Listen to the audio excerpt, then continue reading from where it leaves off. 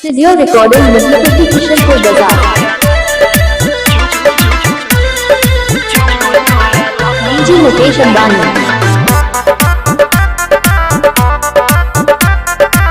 DJ Mukesh Ambani बुधारी 70656049।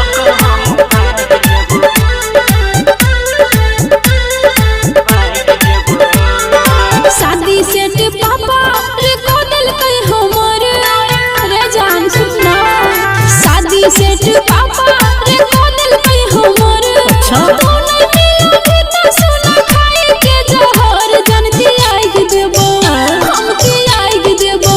के जाने चुप न जाने चुप तोरा लग हम भाग देबो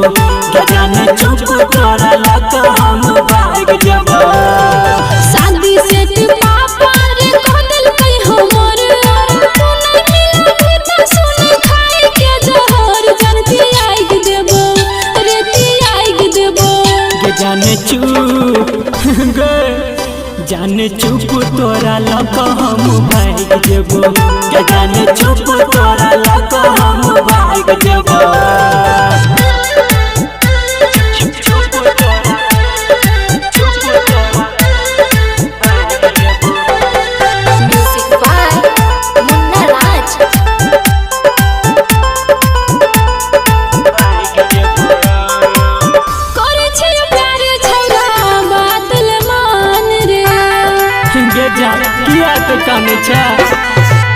किया काने तू भक परेशान गे रे जान करे छी प्यार छोरा बातल मान रे किया काने तू भक परेशान गे तोरा से बना सरे के हेबो जदी फांसी हम लाग जेबो हेरे लाग जेबो के जाने चुप न जाने चुप तोरा लग हम भाग देबो के जाने चुप तोरा लग हम भाग देबो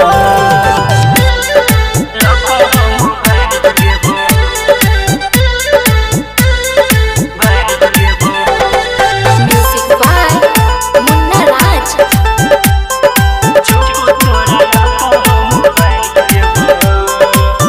अमर अनिल हमरा लागे बड़ी डर रे गे जान हमरा पर विश्वास कर भरत सनूर संदीप करे न फिकर गे सच कहै छी मैं अमर अनिल हमरा लागे बड़ी डर रे भरत सनूर संदीप करे न फिकर गे